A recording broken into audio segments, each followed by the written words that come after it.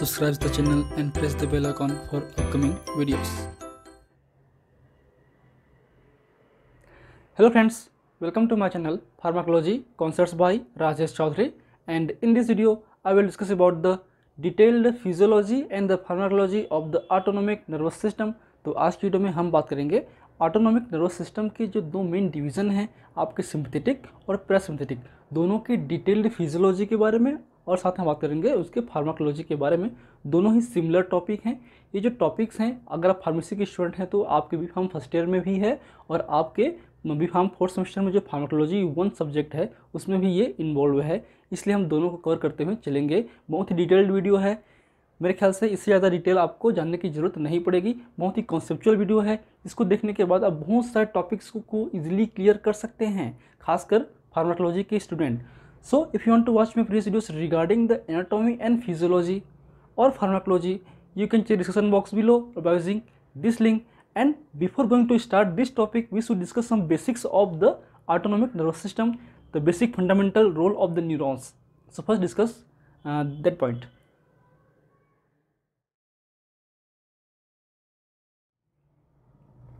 सो detail physiology को समझने के लिए आपको मॉलिक्यूलर फिजियोलॉजी को समझना बहुत ही ज़रूरी है किसी भी टॉपिक को लेकर। इसलिए पहले हम समझ लेते हैं कि क्या उसके मॉलिक्यूलर फिजियोलॉजी हैं, मीन्स मॉलिक्यूलर लेवल पर किस तरीके से फिजियोलॉजी रेगुलेट होती हैं, कौन कौन से न्यूरोकेमिकल सिग्नलिंग मॉलिक्यूल्स इन्वॉल्व होते हैं, कौन कौन से उसके रिसेप्टर्स इन्वॉल्व होते हैं, तो हम आज बात करेंगे इस वीडियो पे। सो बेसिकली जैसे कि हम जानते हैं जो आपका ऑटोनॉमिक नर्वस सिस्टम है, it can be divide into 2 major part. First is sympathetic and second is the parasympathetic. तो बात करें हम इनके सिस्टम की तो 2 टाइप के न्यूरॉन्स होते हैं इनमें। एक होता है कोलिनर्जिक न्यूरॉन्स जो कि बेसिकली होता है आपके पैरासिम्पैथेटिक नर्वस सिस्टम में। एक होते हैं एनर्जिक न्यूरॉन्स जो बेसिकली होते हैं आपके एनर्जिक सिस्टम में या फिर सिम्पैथेटिक सिस्टम में, जो कि आपको पता होगा, हम पिछली वीडियो में ऑलरेडी बात कर चुके हैं। लेकिन इससे पहले हम समझते हैं कि ये जो आपके न्यूरॉन्स हैं, क्योंकि न्यूरॉन्स में कहीं ना कहीं सिग्नल्स जो हैं कन्वे होते हैं, तो सिग्नल्स पहले आपके इस सेंट्रल नर्वस सिस्टम से जो बेसिकली इलेक्ट्रिकल फॉर्म पे पहुंचते हैं आपके प्री गैंग्लियोनिक न्यूरॉन्स पे। ये क्या है आपका, is a ganglia site, means junction between the 2 neurons. तो आपके 2 न्यूरॉन्स के बीच जंक्शंस को हम बोलते हैं गैंग्लिया आपके पेरिफेरल नर्वस सिस्टम में, हमने पिछले वीडियो में बात कर चुके हैं। ठीक है, तो इस जो आपका जो पहला न्यूरॉन्स होगा जो कि प्री गैंग्लियोनिक न्यूरॉन्स होगा, उसके जो एक्सोनल टर्मिनल हैं उसमें भी कुछ नर्व एंडिंग्स होंगे, उसमें भी कुछ न्यूरोट्रांसमीटर्स होंगे, क्योंकि इलेक्ट्रिकल फॉर्म में सिग्नल्स आपके कन्वे होगा यहाँ तक, इस न्यूरॉन तक, फिर वो केमिकल फॉर्म में सिग्नल्स यहाँ तक कन्वे कराएगा। तो उसके लिए कुछ केमिकल्स होंगे, वो केमिकल्स होंगे आपके एसिटाइलकोलिन। इन दोनों के केस पे, चाहे पैरासिम्पैथेटिक नर्वस सिस्टम हो या सिम्पैथेटिक हो, एनर्जिक हो या कोलिनर्जिक हो, दोनों पे जो गैंग्लिया की बात करें, जंक्शन बिटवीन न्यूरॉन्स की बात करें, उनमें एक कॉमन चीज़ है कि उनमें जो न्यूरोट्रांसमीटर्स होते हैं आपके नर्व एंडिंग पे, वो आप हमेशा एसिटाइलकोलिन ही होगा, और आपके जो रिसेप्टर्स हैं वो भी सेम होंगे। जो आपके पोस्ट गैंग्लियोनिक न्यूरॉन्स हैं, ये आपका पार्ट है साइटोन का, इसमें होते हैं NN रिसेप्टर, इसको बोलते हैं निकोटिनिक न्यूरोनल रिसेप्टर, जो कि एक तरीके से लिगांड गेटेड आयन चैनल्स हैं। ठीक है, तो ये दोनों चीज़ें इसमें कॉमन होती हैं। अब रिसेप्टर्स क्या होते हैं, अगर आप फिजियोलॉजी के स्टूडेंट हैं तो हमने सेल कम्युनिकेशन वाले क्लास पे चैप्टर पे हमने समझे थे कि आपके सिग्नल सेल्स क्या होते हैं या सिग्नल रिसीविंग सेल्स क्या होते हैं, सिग्नल मॉलिक्यूल्स क्या होते हैं और इसके रिसीवर क्या होते हैं। तो बेसिकली हमारे बॉडी के अंदर बहुत सारे सिग्नलिंग मॉलिक्यूल्स हैं, उनमें से जैसे कि एक है आपका न्यूरोट्रांसमीटर्स जो कि न्यूरॉन्स के एंडिंग्स में होते हैं, नर्व एंडिंग पे होते हैं, एक होते हैं हार्मोन। ठीक है, तो इसमें बेसिकली हम बात करें नर्वस सिस्टम में तो न्यूरॉन्स इन्वॉल्व होंगे, तो उन न्यूरॉन्स पे होते हैं न्यूरोट्रांसमीटर्स जो कि सिग्नल्स को कन्वे करते हैं हमारे न्यूरॉन से हमारे ऑर्गन तक, ताकि जो ऑर्गन है उनमें जो सेल्स हैं वो एक्टिवेट हो सकें और अपना फिजियोलॉजिकल रिस्पॉन्स दे सकें, जिसके लिए इसको सिग्नल दिया गया है। ठीक है, तो इसलिए जो आपका एसिटाइलकोलिन है ये एक तरीके से सिग्नलिंग मॉलिक्यूल्स हैं आपके गैंग्लिया के लिए, जो इस न्यूरॉन से इस न्यूरॉन तक अपने सिग्नल्स को कन्वे कराता है। जैसे ये एक्टिवेट होंगे ये सिग्नल्स फर्दर अपने न्यूरॉन्स तक ले जाएगा, इसके लास्ट तक। अब आते हैं मेन, ये आपका क्या है, पोस्ट गैंग्लियोनिक न्यूरॉन्स। ये जो आपका जंक्शंस हैं वो है आपका synapse, junction between the neurons and the effector organ, same. और इनमें होते हैं रिसेप्टर्स, ये जो आपका सेल्स हैं जो कि रिस्पॉन्स करेगा, तो वो जो सिग्नल्स हैं जो न्यूरोट्रांसमीटर्स लाएगा उस सिग्नल्स को ये रिसीव करेगा। तो रिसीव करने के लिए कुछ ना कुछ उस पर रिसीवर होगा, जिसको बोलते हैं सेल टारगेट रिसेप्टर्स। ठीक है, जो कि ये न्यूरोट्रांसमीटर्स जो हैं इन पे बाइंड करते हैं और इनको एक्टिवेट करके उस सेल्स के रिस्पॉन्स को इंक्रीज करते हैं, फर्दर उसको फॉरवर्ड करते हैं। ठीक है, तो सेल रिसेप्टर की बात करें तो बेसिकली मेजरली 4 टाइप के होते हैं, 4 कैटेगरी के होते हैं। एक होता है लिगांड गेटेड आयन चैनल्स, जिसको बोलते हैं LGIC, जो कि ये NN रिसेप्टर्स होते हैं। ठीक है, एक होता है GPCR, जिसको बोलते हैं G प्रोटीन कपल रिसेप्टर्स। एक होते हैं एंजाइम लिंक्ड रिसेप्टर्स, एक होते हैं न्यूक्लियर रिसेप्टर्स।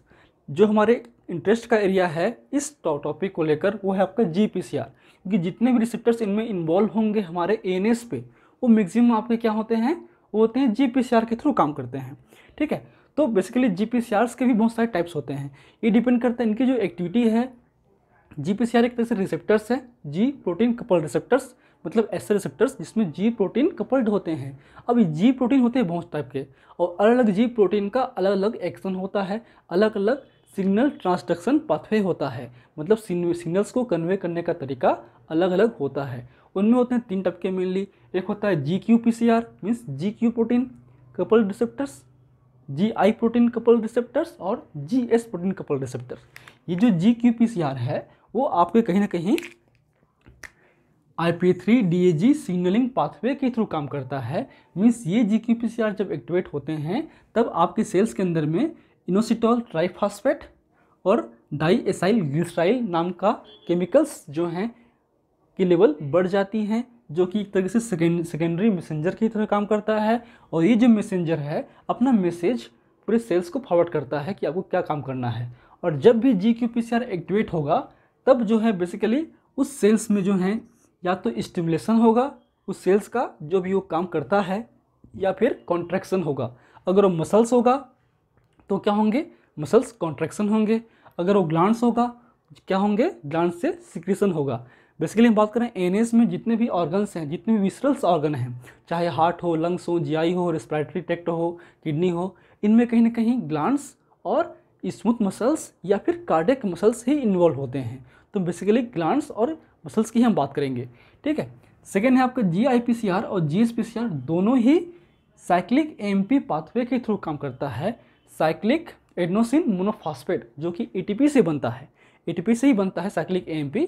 ठीक है, तो कहीं ना कहीं GIPCR जो है, G प्रोटीन जो है इस फॉर्मेशन को, इसकी लेवल को कम करता है।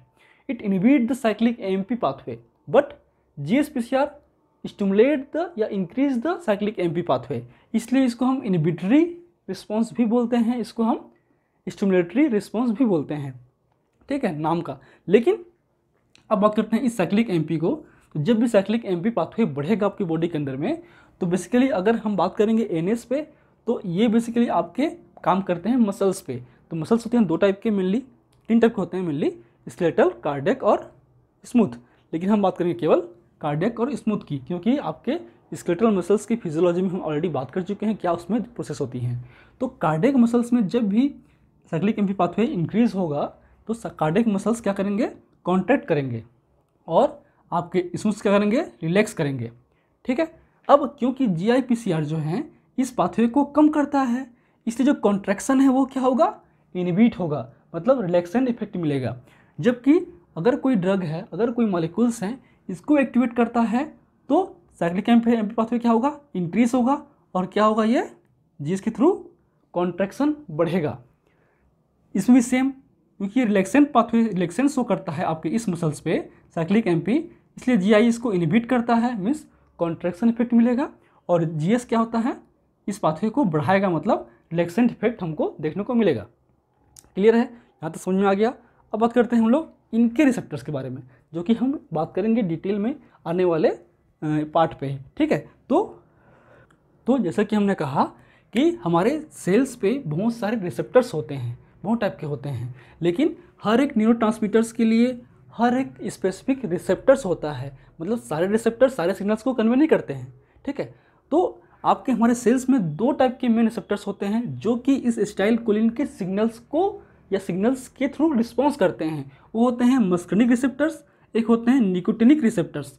तो निकोटिनिक के 2 टाइप होते हैं, एक NN जो होता है गैंग्लिया पे, होता है NM जो होता है आपके मस्कुलर सेल्स पे। तो न्यूरोमस्कुलर जंक्शंस पे हमने ऑलरेडी बात कर चुके हैं, उसके बारे में detail physiology of the skeletal muscles contraction वाले चैप्टर पे, ठीक है। तो इसकी हम बात नहीं करेंगे। अब आते हैं मेन हमारे मस्कुलिक रिसेप्टर्स के, जो हमारे पूरे ऑर्गन्स में, विसरस ऑर्गन्स में होते हैं।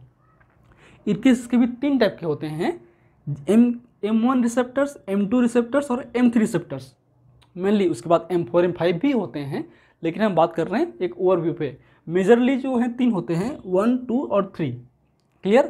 तो जो M1 है वो GQ के थ्रू काम करता है, GQ पिसर के थ्रू काम करेगा। M2 GI पिसर के थ्रू काम करेगा, और M3 है GQ पिसर के थ्रू काम करेगा। मीन्स जहाँ भी रिसेप्टर्स होंगे वो इसके थ्रू काम करेगा, आप याद रखिए। तो M1 जो है बेसिकली होते हैं आपके GI ग्लैंड्स पे, जो गैस्ट्रोइंटेस्टाइनल ट्रैक्ट के जो ग्लैंड्स हैं, ठीक है, उनमें होते हैं। और क्योंकि ये GQ PCR है तो क्या करेगा, कॉन्ट्रैक्शन किसका, इस ग्लैंड का। तो क्या होगा, इंक्रीज सिक्रेशन, जो कि आप आगे समझोगे डिटेल में, ठीक है। सेकेंड है M2 रिसेप्टर्स, कहाँ होते हैं आपके हार्ट पे, जो कि GI के थ्रू काम करता है। अब GI क्या करता है, कार्डियक मसल्स को कॉन्ट्रैक्शन को कम करता है, मीन्स कार्डियक इनिबिशन होगा, मीन्स कार्डियक की एक्टिविटी आपकी कम होगी, हार्ट रेट कम होगी, और आपके हार्ट बीट भी कम होगी, और आपके फोर्स ऑफ कॉन्ट्रैक्शन जो भी कम होगा। सेकेंड है M3 रिसेप्टर्स, जो भी GQ के थ्रू काम करता है, और वो होता है आपके जितने भी स्मूथ मसल सेल्स हैं, चाहे GI मसल्स हो, आपकी ट्रेकिया की हो, ब्रोंकाई की हो, या यूरिनरी ब्लैडर की हो, उन पे ये होते हैं। और क्योंकि GQ है तो क्या करेगा, कॉन्ट्रैक्शन। तो क्या होगा, कॉन्ट्रैक्शन होगा, आप याद रखिए। अब आते हैं नेक्स्ट हमारे इस सिस्टम की ओर। तो इस सिस्टम में मतलब आपके नॉरएड्रेनालिन या एड्रेनालिन जो न्यूरोट्रांसमीटर्स हैं, जो कि सिग्नलिंग मॉलिक्यूल्स हैं इस न्यूरॉन्स में, वो उनके सिग्नल्स को बेसिकली आपके 2 रिसेप्टर्स कन्वे करते हैं सेल्स में। वो हैं अल्फा रिसेप्टर्स और वो हैं बीटा रिसेप्टर्स। इस अल्फा के भी 2 टाइप के होते हैं मेनली, अल्फा 1 और अल्फा 2। अल्फा 1 जो है आपकी GQ PCR के थ्रू काम करता है, ठीक है, और अल्फा 2 GI के थ्रू काम करता है। अल्फा 2 को ही भूल जाइए, इसका रोल नहीं है। तो अल्फा 1 कहाँ होता है, बेसिकली आपके स्मूथ मसल सेल्स में, GI के हो, यूरिनरी ब्लैडर के हो, आपके यूटेरस के हो, या ब्रोंकस के हो, ठीक है। तो उनके जो हैं बेसिकली आपके क्या करेगा, ये अगर उसमें होगा तो कॉन्ट्रैक्शन करेगा। अब किस ऑर्गन में क्या होते हैं हम आगे बात करेंगे ही, ठीक है। तो जहाँ भी ये होंगे, अगर मसल्स होंगे तो क्या होंगे, कॉन्ट्रैक्शन होंगे, उनका कॉन्स्ट्रिक्शन होगा। अब आते हैं बीटा सेक्टर पे। तो बीटा पे बेसिकली आपके 3 होते हैं, बीटा 1, बीटा 2 और बीटा 3, और तीनों ही GSPCR के थ्रू काम करेंगे। मीन्स इस पाथवे को वो इन्हेंस करेंगे। अगर वो कार्डियक में है तो कॉन्ट्रैक्शन कराएंगे, उसको स्टिमुलेट करेंगे, अगर स्मूथ में है उसको रिलैक्स कराएंगे। अब देखिए बीटा 1 कहाँ होता है, आपके हार्ट पे, इसलिए क्या होगा, आपका हार्ट का कॉन्ट्रैक्शन या स्टिमुलेशन।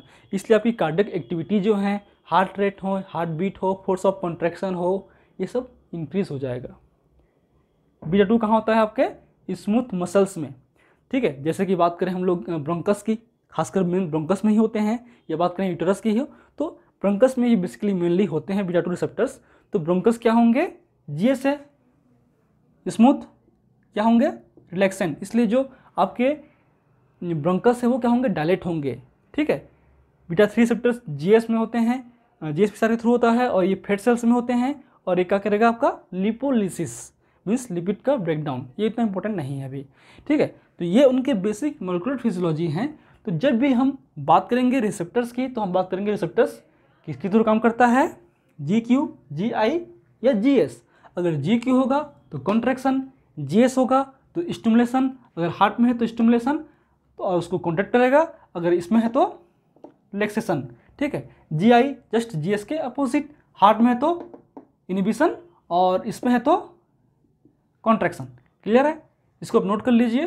फिर हम बात करते हैं डिटेल फिजियोलॉजी के बारे में, ताकि आपको डिटेल में और अच्छी तरीके से समझ में आ सके, चाहे आप फार्माकोलॉजी के स्टूडेंट हो या फिर फिजियोलॉजी के स्टूडेंट हो। So take a screenshot now. हो गया, चलिए। सो अब आप समझ चुके होंगे कि हम किस तरीके से बात करेंगे। हम जैसे कि ऑलरेडी बात कर चुके हैं इन दोनों सिस्टम के न्यूरॉन्स के बारे में, उनमें इन्वॉल्व न्यूरोट्रांसमीटर्स के बारे में, उनमें इन्वॉल्व आपके सेलुलर रिसेप्टर्स के बारे में और उन रिसेप्टर्स से किस तरीके से सिग्नलिंग पाथवे इंड्यूस होता है और क्या उनका मेजर एक्शन है वो आप समझ चुके हैं। अब बातें हम लोग सेकेंड पार्ट के बारे में, वो है आपका डिटेल फिजियोलॉजी या फार्माकोलॉजी। फार्माकोलॉजी इसलिए क्योंकि हम इसमें मॉलिक्यूलर लेवल तक जाएंगे, हम रिसेप्टर की बात करेंगे, हम सेल्स की बात करेंगे, क्या उनमें इफेक्ट होगा। फिजियोलॉजी में हम केवल पढ़ते हैं इफेक्ट, कि क्या इस सिस्टम का इफेक्ट है, बट वो इफेक्ट किस वे पे आया, किस सिग्नलिंग पाथवे के थ्रू आया, उसको डिटेल पढ़ना हमें, हमारा जो मोड ऑफ एक्शन है, मोड ऑफ इफेक्ट है, वो हम पढ़ेंगे फार्माकोलॉजी में, तो हम डिटेल बात करेंगे। तो जो पहला पार्ट है वो आपके दोनों का डिवीज़न है। बात करें हम ऑटोनॉमिक नर्वस सिस्टम की, तो दो मेन डिवीज़न होते हैं, आपको पता ही है, एक है आपका सिंपैथेटिक, एक है आपका पैरासिम्पैथेटिक। उनमें जो मेजर न्यूरोट्रांसमीटर्स हैं इसमें होते हैं एसिटाइलकोलिन, जो कि मेजरली आपके मस्क्रिनिक और न्यूटन के सेक्टर्स पे काम करते हैं। मस्क्रिनिक की बात करें तो उसमें M1, M2 और M3 होते हैं, और बात करें हम न्यूटनिक की तो उसमें NM और NN होते हैं।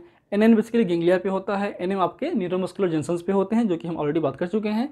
बात करें हम लोग M1, M2, M3 की, तो M1 आपका GQ-PCR है, M2 आपका GI-PCR है और M3 आपका GQ-PCR है। कि क्या इनके रिस्पॉन्स हो गए आपने समझ चुके होंगे अभी तक। अब आते हैं हम लोग नॉरएड्रेनालिन के बारे में, या इस सिस्टम के बारे में जिसको हम बोलते हैं एनर्जिक सिस्टम। इनमें जो मेजर न्यूरोट्रांसमीटर्स हैं वो होते हैं आपके नॉरएड्रेनालिन और एड्रेनालिन। ये बेसिकली आपके अल्फा रिसेप्टर्स और बीटा रिसेप्टर्स में काम करते हैं। जो आपका अल्फा 1 है वो आपका होता है GQ-PCR, और आपका जो अल्फा बीटा है वो होता है आपका GS-PCR, चाहे बीटा 1 हो, बीटा 2 हो या फिर बीटा 3 हो। अब आते हैं इनके इफेक्ट के बारे में। सो फर्स्ट है आपका आई।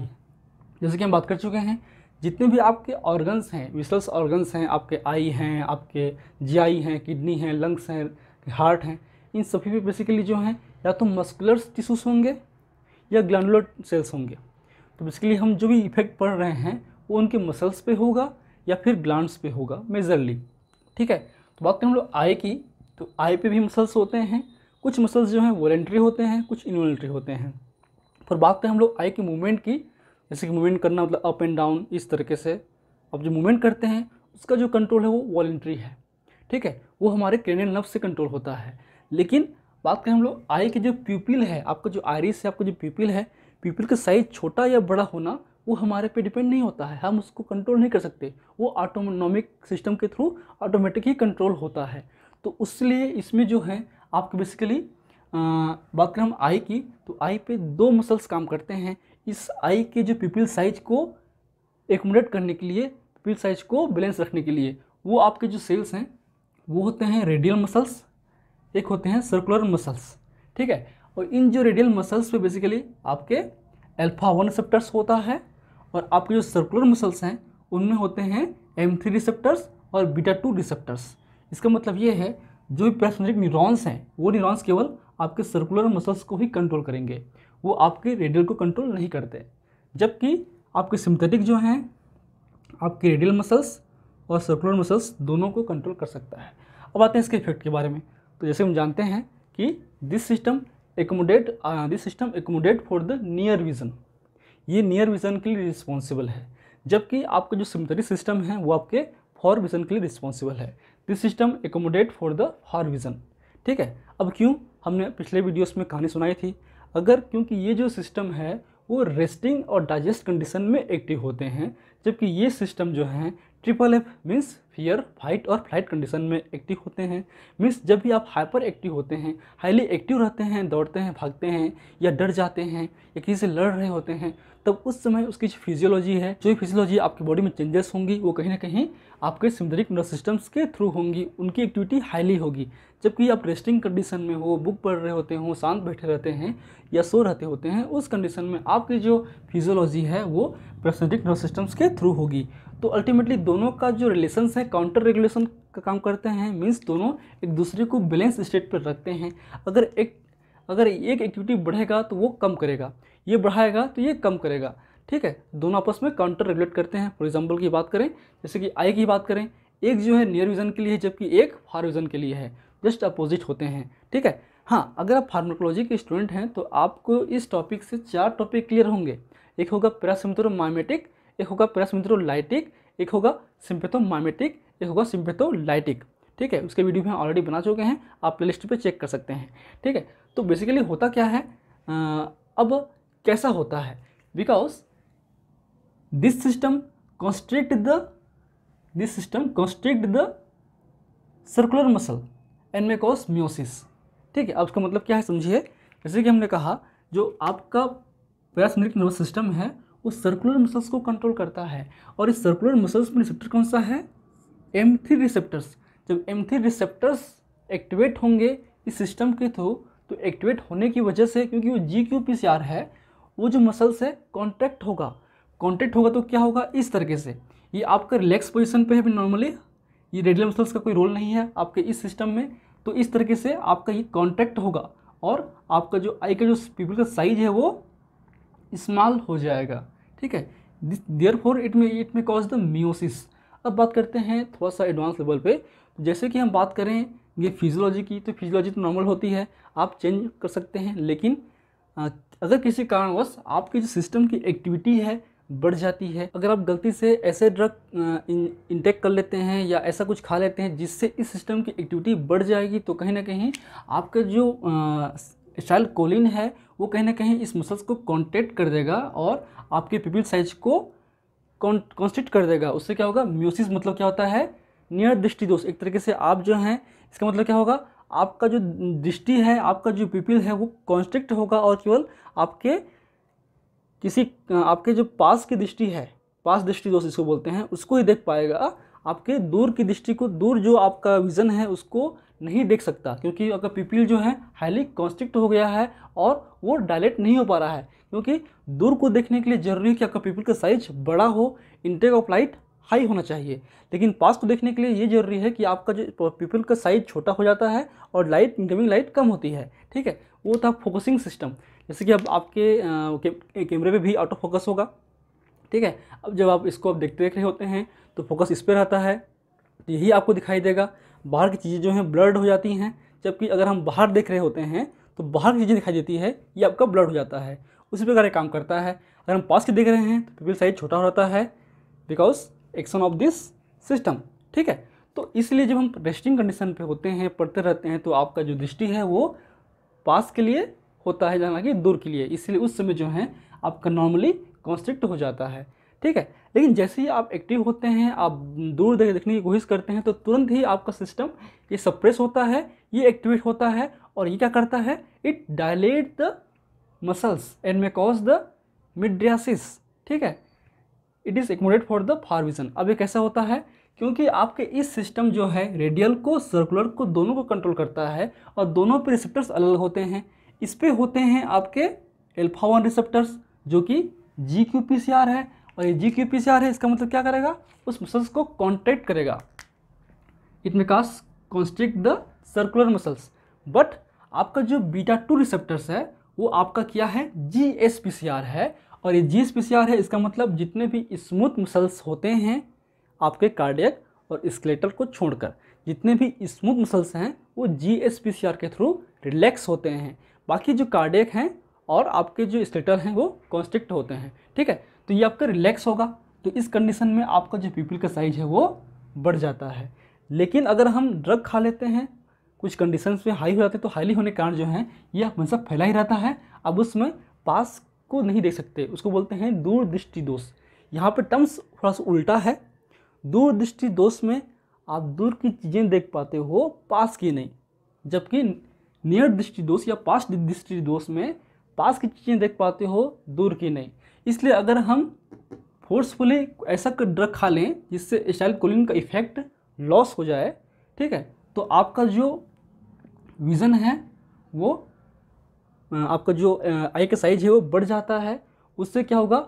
साइक्लोप्लेजिया बोलते हैं, ब्लड विज़न, आपको विज़न जो है ब्लड हो जाता है। ठीक है, वो आगे की बात करेंगे, आगे क्लास में आप समझोगे अगर आप फार्माकोलॉजी के स्टूडेंट हैं तो। अब आते हैं हम लोग नेक्स्ट की ओर, वो है आपका स्मूथ मसल्स। जितने भी आपके विसरल्स ऑर्गन हैं उसमें क्या होते हैं? विसरल्स मसल्स होते हैं, जो कि इन्वॉल्यूटरी मसल्स हैं, उन्हीं को बोलते हैं हम लोग स्मूथ मसल्स। चाहे ब्रोंकाई हो, आपके GI मसल्स हो, यूरिनरी ब्लैडर हो। ठीक है, तो आप बात करते हैं हम लोग ब्रोंकाई की। ब्रोंकाई में आप बेसिकली लंग्स की बात कर रहे हैं, लंग्स में बेसिकली आपके ब्रोंकस हैं, ट्रेकिया हैं, उनके बात कर रहे हैं, उनमें भी होते हैं स्मूथ मसल सेल्स। तो बेसिकली आपके इन जो मसल्स हैं इनमें होते हैं M3 रिसेप्टर्स और आपके β2 रिसेप्टर्स। तो तो जब भी ये सिस्टम एक्टिवेट होगा तो M3 रिसेप्टर्स एक्टिवेट होंगे, और यह है क्या, GQ-PCR मीन्स वो मसल्स क्या होंगे, कॉन्स्ट्रिक्ट होंगे, therefore it may cause the broncho constriction. ठीक है, ब्रोंको कॉन्स्ट्रिक्शन। ठीक, अब नॉर्मल तो ठीक है, क्योंकि आप अगर सो रहे होते हैं, जाहिर सी बात है आपकी बॉडी में जो ऑक्सीजन डिमांड है वो कम होती है।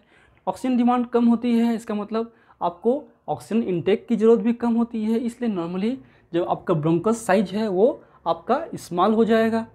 स्मॉल हो जाएगा तो आपका जो इंटेक है वो भी कम होगा। नॉर्मली ठीक है, कोई इशू नहीं है। लेकिन अगर किसी डिसीज़ कंडीशन पे, ठीक है, अगर आप ऐसा कुछ खा लिए होते हैं या आपको अस्थमा का पेशेंट ऑलरेडी हैं, उस कंडीशन में अगर आपका जो ये सिस्टम है हाईली एक्टिवेट हो जाएगा, और हाईली एक्टिवेट होने की वजह से अगर ब्रोंकस कॉन्स्ट्रिक्ट और हो जाएगा, तब क्या होगा, आपको ब्रीथिंग में प्रॉब्लम होगी, ब्रीथिंग में डिफ़िकल्टीज होगी। उसी को हम बोल सकते हैं अस्थमा। ठीक है, अगर ये क्रोनिक वे पे हुआ तो, डिसीज़ हुआ तो, ठीक है, तो उसको रोकने के लिए हम ऐसा ड्रग देते हैं ताकि ये रिसेप्टर्स एक्टिवेट ना हो सके, ताकि जो ब्रोंकस है वो कॉन्स्ट्रिक्ट ना हो और आप एयर इनटेक प्रॉपर्ली कर सकें। इसलिए हम इसके जो ब्लॉकर हैं, M3 रिसेप्टर्स ब्लॉकर्स हैं, जैसे कि बात करें हम लोग एट्रोपिन क्लास की, जो आपका इप्राट्रोपियम है, टायोट्रोपियम है, वो सब हम यूज़ करते हैं। ठीक है, तो ये जो बेसिकली आपके ब्रोंकियो कंस्ट्रक्शन कॉज करता है, जबकि इसके अपोजिट, क्योंकि दोनों काउंटर रेगुलेटरी हैं, तो जो भी इसके इफेक्ट होंगे वो लगभग इसमें अपोजिट इफेक्ट होंगे। याद रखिए, जो भी इसके इफेक्ट होंगे उसके अपोजिट इसमें इफेक्ट शो होते हैं। क्लियर? तो ये क्या करता है आपका ब्रोंकोडायलेशन, क्योंकि आप हाईली एक्टिव होंगे इस कंडीशन में, क्योंकि आपका FFF कंडीशन में एक्टिवेट होते हैं, तो इस कंडीशन में आपको ऑक्सीजन की रिक्वायरमेंट अधिक होगी, इंटेक अधिक करना है, क्योंकि टिश्यू में रिक्वायरमेंट अधिक होती है एनर्जी की। ठीक है, इसलिए इसमें होते हैं β2 रिसेप्टर्स, जो कि GSPCR के थ्रू काम करता है। तो क्या होंगे, रिलैक्स होंगे, और आपका जो रिस्पायरेशन रेट है वो प्रॉपर होगा। Means this may cause the increase the respiration and this may cause the decrease the respiration. Clear है? ठीक, अब आते हैं GI मसल्स पे। ये भी सिमिलर ही है, इसमें होते हैं आपके M3। जहाँ पे M3 होंगे मसल्स पे, वो क्या होंगे, कॉन्स्ट्रिक्ट ही होंगे। इट में also cause the constriction of the GI muscles. उससे क्या होगा, जो फूड का डाइजेशन है इंक्रीज होगा, GI सेक्रेशन भी होता है, इसमें जो है बेसिकली आपका फूड का मूवमेंट भी इंक्रीज हो जाता है और डाइजेस्ट भी अच्छे से होता है, इसलिए हम बोलते हैं इसको रेस्टिंग एंड डाइजेस्टिंग कंडीशन। अब आते हैं GI मसल्स की बात करें, इसमें जस्ट अपोजिट होगा, इसमें रिलैक्सेशन होगा। अब ये जो रिलैक्सेशन है थोड़ा सा इसमें अपवाद है, इसमें बेसिकली जो है α1 और β2 दोनों की वजह से इसमें रिलैक्स होगा। ठीक, क्लियर? अब आते हैं थर्ड है यूरिनरी ब्लैडर, ये आपका ब्लैडर है। अब इसमें भी मसल्स होते हैं, इनमें जो मसल्स वो भी स्मूथ सेल्स होते हैं, लेकिन इसमें दो अलग मसल्स होते हैं। ये ब्लैडर है, जो अपर के पोर्शन है उसमें होते हैं डिट्रेसर मसल्स, ठीक है, और यहाँ पे होते हैं ट्राइजन मसल्स। अब इनमें जो हैं, इन मसल्स पे M3 रिसेप्टर्स होते हैं और β2 रिसेप्टर्स होते हैं, इनमें होते हैं α1। तो जब भी ये एक्टिवेट होंगे तो केवल M3 रिसेप्टर्स ही एक्टिवेट होगा, और M3 रिसेप्टर्स एक्टिवेट होगा मतलब वो क्या करेगा, कॉन्स्ट्रिक्ट करेगा। तो इसको इस तरीके से कॉन्स्ट्रिक्ट करेगा, और इस समय जब एक्टिवेट रहते हैं तब उस समय इनकी जो एक्टिविटी है वो अपने आप कम होती है। जब ये हाईली एक्टिव होते हैं तो इनकी एक्टिविटी कम हो जाती है, जब ये होते हैं तो इनकी कम हो जाती है अपने आप, ये ऑटोमेटिक सिस्टम है। तो उसलिए जो है ये रिलैक्सेशन होंगे, ये कॉन्स्ट्रिक्ट होगा, तो आपका यूरिन इजीली पास आउट हो सकता है। इसलिए इस कंडीशन में जो है यूरिनेशन भी और फील भी प्रॉपरली होगा। ठीक है, जबकि अपोजिट बात करें हम लोग यूरिनरी ब्लैडर की, आपके इस सिस्टम में तो आप देखेंगे इसमें होते हैं β2 और यहाँ पे होते हैं α1। β2 रिलैक्सिंग रिसेप्टर्स है, जबकि α1 कॉन्स्ट्रिक्टिंग रिसेप्टर्स है। तो जब ये सिस्टम एक्टिवेट होता है, एनर्जी सिस्टम, तो ये एक्टिवेट होने से ये रिलैक्स होंगे और ये कॉन्स्ट्रिक्ट होंगे। ठीक है, जाहिर सी बात है तब आपको यूरिन का फील है या यूरिनेशन है वो नहीं होगी, इसलिए नहीं होता इस पर यूरिनेशन का फील। ठीक है, अब बात करते हैं हम लोग यूटरस की। यूटरस में जो इन्वॉल्वमेंट बेसिकली आपके एनर्जी सिस्टम्स या एनर्जिक न्यूरॉन्स के होते हैं ज़्यादा, इसका कोई रोल नहीं होता। तो बेसिकली नॉर्मल कंडीशन में जो है वहाँ पे जो आपके यूटरस है, जो यूटराइन है, जो कि फीमेल में होते हैं, आपके एक तरीके से गर्भाशय बोल सकते हैं, तो उस कंडीशन में जो है आपके β2 और α1 दोनों प्रेजेंस होते हैं। अब नॉर्मल कंडीशन में जब कोई लेडी प्रेग्नेंट नहीं है या उसको बच्चा डिलीवरी से पहले की बात करें, नॉर्मली उस समय बीटा 2 रिसेप्टर्स के थ्रू वो रिलैक्स रहता है। लेकिन जब भी आपको लेबर पेन होगा प्रेग्नेंट लेडी को, जब बच्चे डिलीवरी करने का वक्त आता है, तब आपके जो सिस्टम है वो आपके अल्फा 1 के थ्रू काम करता है और यूटेराइन को कॉन्स्ट्रिक्ट करने की कोशिश करता है ताकि आपका जो लेबर है वो हो सके, बेबी का डिलीवरी हो सके। ठीक है, ये कुछ कंडीशन है। अब आते हैं हम लोग नेक्स्ट, वो है ब्लड वेसल्स, जो कि बहुत ही इंपॉर्टेंट है। बात करें ब्लड वेसल्स में, उसमें 2 टाइप के सेल्स होते हैं, एक होता है इसूमसल सेल्स, एक होता है एंडोथेलियल सेल्स।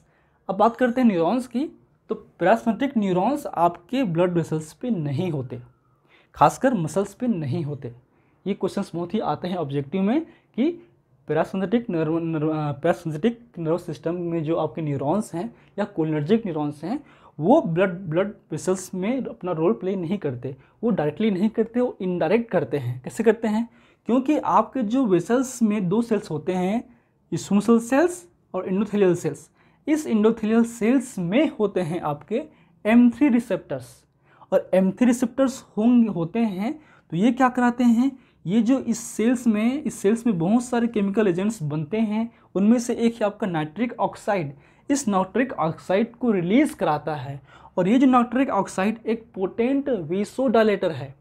ठीक है, ये नाइट्रिक ऑक्साइड क्या है? पोटेंट वेसोडायलेटर है, जो कि वेसल्स को डायलेट करते हैं। इसलिए आपके इस सिस्टम में आपका ब्लड प्रेशर लो होता है और वेसोडायलेशन इफेक्ट होगा। क्यों होगा?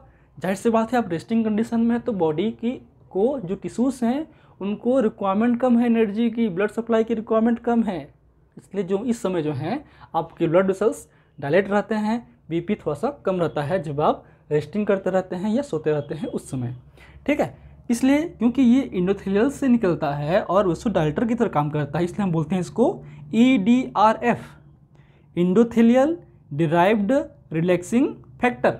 नोट कर लीजिए, endothelial derived relaxing factor which may cause the vasodilation within our body. Clear है? अब आते हैं इसमें आपके रिलैक्सिंग और कॉन्स्ट्रिक्टिंग दोनों रिसेप्टर्स होते हैं। आपके अल्फा 1 कॉन्स्ट्रिक्टिंग है, बीटा 2 आपके रिलैक्सिंग है। तो जो आपका लार्ज आर्टरीज हैं, ऑर्टा हैं, आर्टरीज हैं, उनमें होते हैं अल्फा 1, और जो स्मॉल आर्टरीज हैं, आर्टियोल्स हैं, कैपिलरीज हैं, उनमें होते हैं बीटा 2।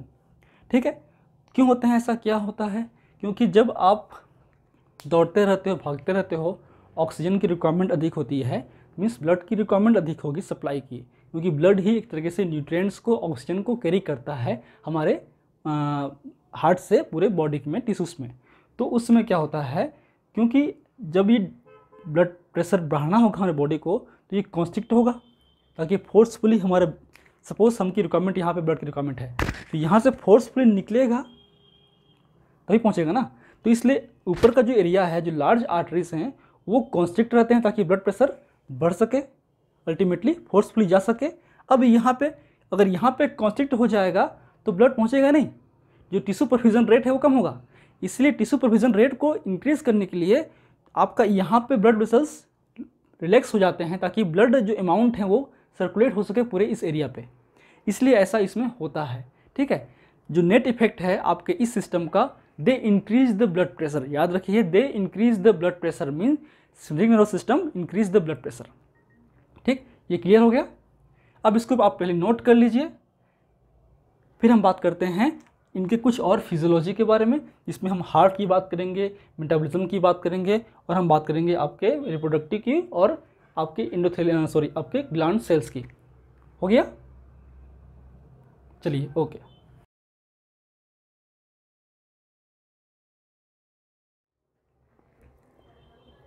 चलिए अब हम बात करते हैं हार्ट के बारे में। तो हार्ट में बेसिकली 2 टाइप के सेल्स होते हैं, एक होता है कंडक्टिव सेल्स, एक होता है कॉन्ट्रेक्टाइल सेल्स, मतलब आपके कंडक्शन फाइबर और आपके कार्डियक मसल्स। तो कार्डियक मसल्स जो हैं वॉलंटरी फंक्शन करते हैं, उनका जो स्ट्रक्चर है वो आपके स्केलेटल मसल्स की तरह होता है, तो इसलिए उनका जो कॉन्स्ट्रक्शन का जो फिजियोलॉजी है वो अलग होती है। ये बेसिकली आपके कैल्शियम ट्रोपोनिन के थ्रू आपके कॉन्स्ट्रक्ट होते हैं। ठीक है, तो बेसिकली आपके जो हार्ट में जो हैं M2 रिसेप्टर्स होते हैं आपके कोलिनर्जिक सिस्टम के, और ये M2 जो रिसेप्टर्स हैं वो आपकी GIPCR के थ्रू काम करता है, और GIPCR बेसिकली स्केलेटल और कार्डियक मसल्स को रिलैक्स करता है। ठीक है, उसके अलावा ये कंडक्शन भी कम करता है, इसलिए इसमें जो है आपके इम्पल्स कंडक्शन भी कम होंगे और जो आपके मसल्स का जो स्ट्रेंथन है, फोर्स ऑफ कंट्रैक्शन है आपके हार्ट मसल्स का, वो भी कम होगा। तो अल्टीमेटली ये जो इफेक्ट हैं decrease in the heart rate and decrease in the force of contraction,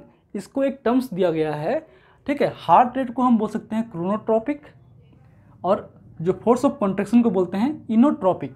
तो डिक्रीज हो रहा है इसलिए negative chronotropic effect and negative chronotropic effect and negative inotropic effect, ठीक है, आपके कोलिनर्जिक सिस्टम में।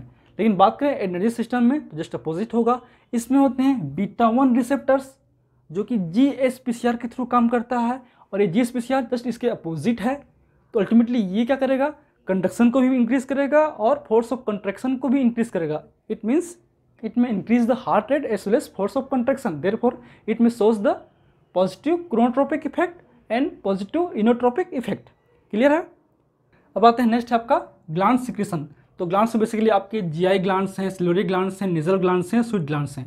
तो GI ग्लैंड्स की बात करें तो उनमें होते हैं बेसिकली M1 रिसेप्टर्स, बाकी सब में होते हैं M3। याद रखिए, एक ही एग्जाम्पल है, M1 होते हैं GI में, बाकी सब में होते हैं M3।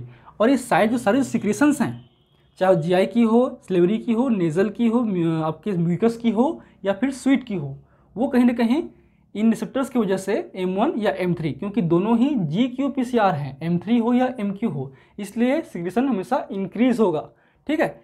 लेकिन जस्ट अपोजिट आपके बात करें हम लोग एनर्जिक सिस्टम में, GI सिक्रीशन हो, स्लाइवरी सिक्रीशन हो या नेजल या मुकस सिक्रीशन हो, वो अल्फा-1 के थ्रू कम होता है, ठीक है। क्लियर है, ये कम करते हैं क्योंकि इनका जो इफेक्ट है वो काउंटर रेगुलेटरी होते हैं। लेकिन बात करें हम स्लेवरी की बात करें तो स्लेवरी में थोड़ा सा कॉन्ट्राडिक्टरी है। स्लेवरी में भी स्लेवरी जो है एक तरीके से अमाउंट रिलीजिंग दोनों पे होगा। आपके स्लेवरी का जो स्टिमुलेशन है दोनों पे ही होगा, दोनों पे रिलीज होंगे स्लाइवा, लेकिन अमाउंट कम और अधिक हो सकते हैं। इसमें अगर 10 ml निकलेगा, जैसे कि आपको अगर भूख लग रही है, आप खाना देखते हैं तो उसमें जो लार का अमाउंट है वो हाईली होता है, इसलिए बोलते हैं रेस्ट एंड डाइजेस्ट कंडीशन में जब भूख लगेगी, खाना आप देखोगे तो लार बहुत ज़्यादा निकलता है, क्योंकि आपके जो स्लाइवरी ग्लैंड्स हैं वो हाईली स्टिमुलेट होते हैं और लार की जो सिक्रेशन है वो बढ़ जाती है। लेकिन इसमें जब भागते रहते हैं, जब एक्टिव होते हैं तो भी आपका लार निकलता है ताकि आपका मुंह ना सूख पाए, लेकिन जो अमाउंट है कम होता है, इसलिए थोड़ा सा कम करता है। जबकि जो स्वीट है, क्योंकि जबकि स्वीट ग्लैंड पे आपके कोई भी एनर्जिक न्यूरॉन्स नहीं होते हैं, उनमें कोलिनर्जिक मतलब आपके सिम्पथेटिक नर्वस सिस्टम के ही कोलिनर्जिक न्यूरॉन्स होते हैं जो कि M3 पे काम करता है, इसलिए इनकी जो सिक्रेशन है वो बढ़ जाता है। यहाँ पे थोड़ा सा और डाउट है, ये किस रिसेप्टर के थ्रू काम करता है ये थोड़ा सा मैं कंफर्म नहीं बोल सकता हूँ, क्योंकि अल्फा-1 लिखा हुआ है बुक वगैरह में, लेकिन शायद नहीं होगा। लेकिन इनका जो इफेक्ट है वो सेम होगा, इफेक्ट हमेशा डिक्रीज होगा इनकी इफेक्ट, ठीक है। इस पर हमने ऑलरेडी बात कर चुके थे कि आपके जो इस सिस्टम है पैरासिम्पैथेटिक नर्वस सिस्टम है, उसमें होते हैं एक न्यूरॉन आपका कोलिनर्जिक न्यूरॉन्स, लेकिन इसमें होते हैं 3 टाइप के होते हैं न्यूरॉन्स, एक होता है कोलिनर्जिक, एक होता है एडर्जिक, एक होता है स्प्लिंचिनिक। एनर्जिक न्यूरॉन्स मेन है, मेजर है, सारी जगह पे होते हैं, लेकिन स्वीट ग्लैंड पे होते हैं कोलिनर्जिक न्यूरॉन्स। तो आप बोलोगे कि सर हम फिर कोलिनर्जिक न्यूरॉन्स को यहाँ पे क्यों नहीं रखे? इसलिए क्यों नहीं रखे क्योंकि जो ओरिजिन है आपके न्यूरॉन्स का वो अलग है। इस पर जो ओरिजिन होता है न्यूरॉन्स का वो होता है क्रेनियोसेक्रल से, क्रेनियल नर्व्स और सेक्रल नर्व्स, लेकिन इस पर होते हैं थोरिकोलम्बर से। तो ये जो न्यूरॉन्स थे थोरिकोलम्बर से हुआ था। सेकेंड, दूसरा जो है इसके जो प्री और पोस्ट का जो लेंथ है वो डिफर था दोनों पे। इस पर देखा गया कि जो प्री है वो क्या थे, लॉन्ग, पोस्ट शॉर्ट। इस पर क्या थे, pre short, long, post long, ठीक है। इसलिए हम इसको अलग से कोलिनर्जिक न्यूरॉन्स को भी यहाँ पे रखे थे, ठीक है। ये हो गया। अब आते हैं मेटाबॉलिज्म में, क्योंकि ये आपका कंजर्व एनर्जी के लिए रिस्पॉन्सिबल है, मतलब जो भी मेटाबॉलिक प्रोडक्ट हैं जो कि हम एनर्जी को स्टोर रखते हैं, जैसे ग्लूकोज, ठीक है, ग्लाइकोजन, ग्लूकोज एनर्जी देता है, ग्लाइकोजन एक तरीके से स्टोरेज है उस ग्लूकोज का, इसलिए जो भी ये ग्लाइकोजन को बढ़ाता है ना कि ग्लूकोज को। और एलिमिनेशन ऑफ वेस्ट, जो भी वेस्ट मटेरियल होंगे वो स्वीट के थ्रू, फेस के थ्रू एक्सिट करता है, यूरिन के थ्रू एक्सिट आउट करता है। अपोजिट ये ग्लूकोज की अमाउंट को बढ़ाएगा ब्लड में ताकि एनर्जी जल्दी से प्रोवाइड हो सके। मीन्स इट में cause the glycogenolysis, means glycogen का ब्रेकडाउन।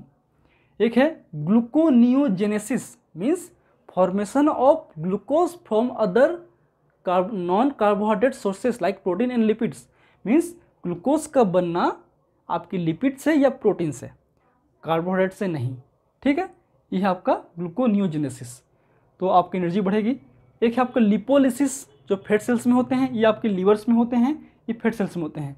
जो फैट सेल्स का आपको जो लिपिड्स हैं वो ब्रेक डाउन होते हैं, उसमें आपके फिर एनर्जी प्रोवाइड करते हैं, क्योंकि lipid is the major energy source, ठीक। जैसे कि हम हाईली जिम करते हैं तो एक्टिव रहते हैं, एक्टिव होते हैं तो हमारा फैट बर्न होता है। क्यों होता है? Because of lipolysis, and that be cause by the β3 receptor, ठीक है। तो ये मैंने है। बाकी इनकी बात करें हम लोग इनकी, तो ये आपका α1 और β2 के थ्रू होता है, α1 एंड β2 के थ्रू होता है, और ये होता है आपका α1 के थ्रू, ठीक है। अब आते हैं रिप्रोडक्टिव सिस्टम पे। तो बेसिकली आपका जो मेल का पेनिस है, ये आपके इरेक्शन के लिए रिस्पॉन्सिबल है, ये आपके इजैकुलेशन के लिए रिस्पॉन्स है, आपके सीमन का, स्पर्म का। So these are the basic physiology, detailed physiology of the autonomic nervous system, basically the cholinergic system and the energetic system. And if you want to note this lecture, please take a screenshot, and in my upcoming class I will discuss the other parts of ANS. And if you like my videos, please press the like button, share with your friend, and any feedback please comment on the comment section. That motivates me for the upcoming videos. In last, thank you, keep watching.